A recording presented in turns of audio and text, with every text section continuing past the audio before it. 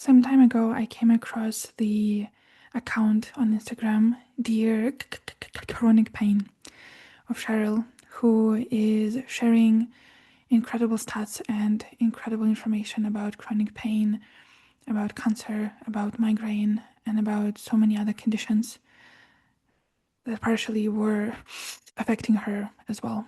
And every single time I see her post, it makes me stop in my tracks and really realize how important it is that we address that all together and that we start doing something about that, because millions of people are living in chronic pain right now in the world, and it is absolutely insane to hear and to realize, because there is a way. There is a way, and you can find so much proof on my YouTube channel and in the stories that I have shared. And I'm not very on purpose not sharing stories of my clients, just talking about them. I am sharing the full coaching session, the full experience that they are going through. So if you may not feel readiness to go through that as well, you can at least understand and hear what were they going through, and ask yourselves the same questions and walk yourself through very similar concept.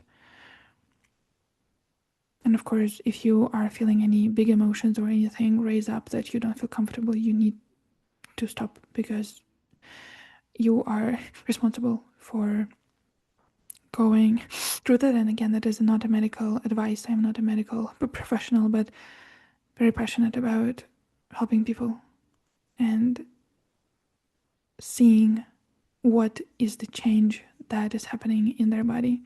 So I just wanted to share my screen here and to really go through some stats that she was sharing a couple of days ago here, about the connection of chronic pain and mental health.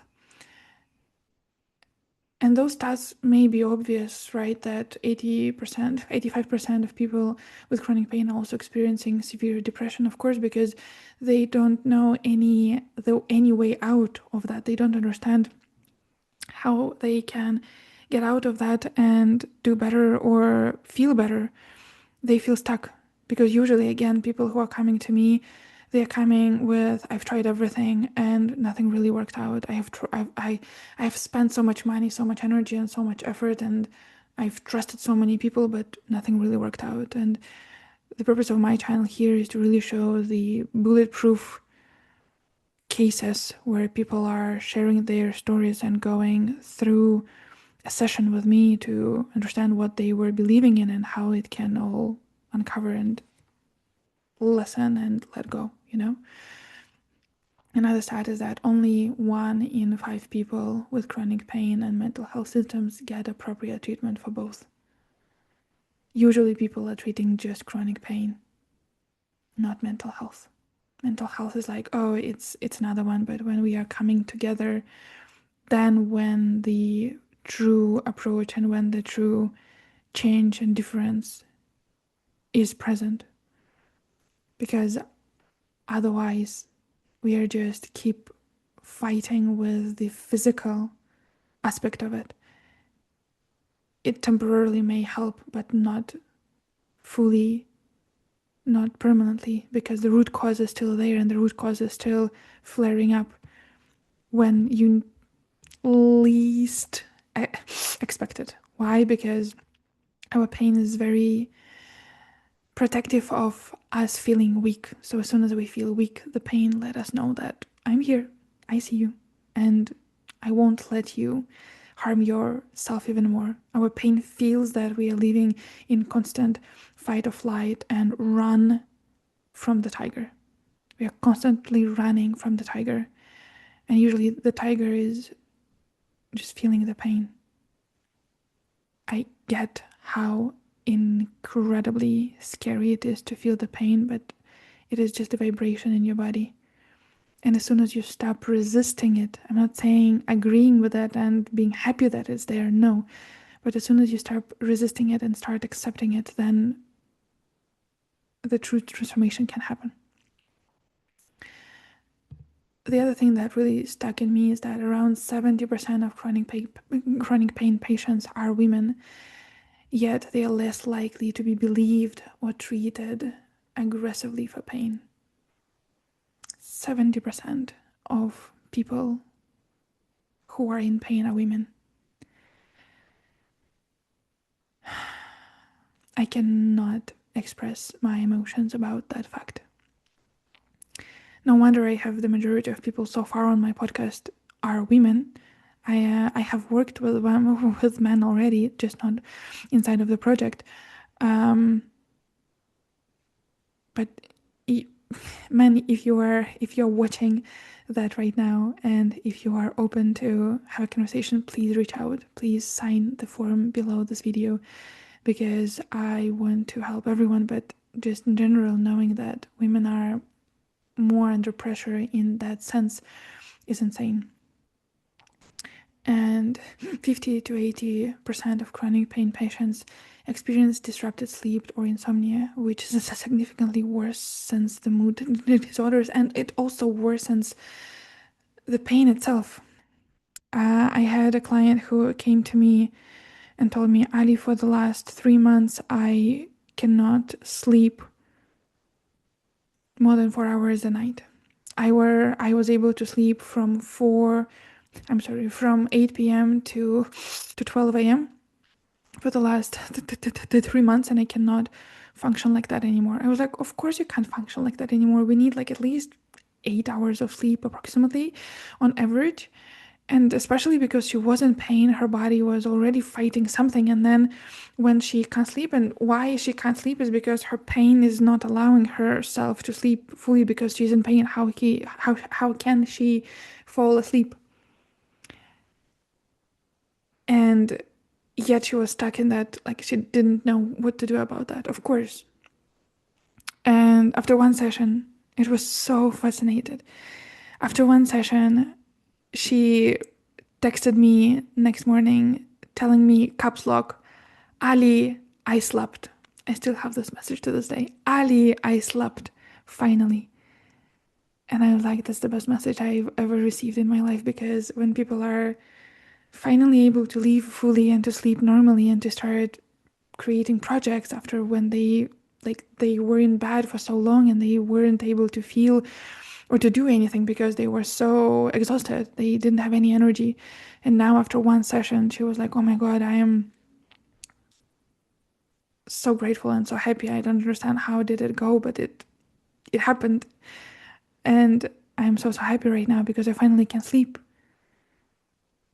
And also for all of the people who are watching and not in pain, how much do we take sleep for granted? How much do we take falling asleep very quickly for granted? And me, after working with so many people in this space with so much pain and with so many incredible stories, incredible meaning, so deep ones, and a lot of things were going on, I just started to value my life even more, because we're bitching our life too much. We're bitching about some things, weather, bad mood, other people criticizing us too much. There are people who cannot get out of bed. There are people who are in constant pain, 10 out of 10, whole day, all day. And after working with my people, I cannot even think about complaining, because I have no right to complain. I am alive. I am here on this earth, and I have a bigger mission to do. So I highly recommend you to check this incredible lady and her account. I will put the links in the description of this video so you can subscribe to her and support, because people need to hear that more. She mentioned in her stories the other day that I believe 1 in 5 women have migraine, 1 in 6 men have migraine, and 1 in 11 kids or teenagers have migraines. Again, I'm not sure whether I got it right, but that's what I believe in. And the weirdest and the worst thing ever that we don't talk about that. especially men. Like the stats that I've showed you, around 70% of patients are women. I think because men are not really opening up about that. Because I think that they feel scared around, oh, I don't want to be seen as weak. Because we are living in the society when men has to be strong, and being in pain and not being able to do something, and even saying, oh, I am in pain right now, I can't do X, Y, and Z. They can't, because like it's on them to make money, it's on them to be the strong shoulder in the house, it's on them to provide safety. How can they admit that? But the thing is, I think that as soon as we can let that big guard for men go, they can stand up, and they can finally start sharing what is happening in their body with them as well. And I, every single time, adore watching men get emotional, because they were conditioned for so long not to. That's why I am incredibly passionate about work that I do. I see the results every single day in people who are talking to me, and they start finally leaving.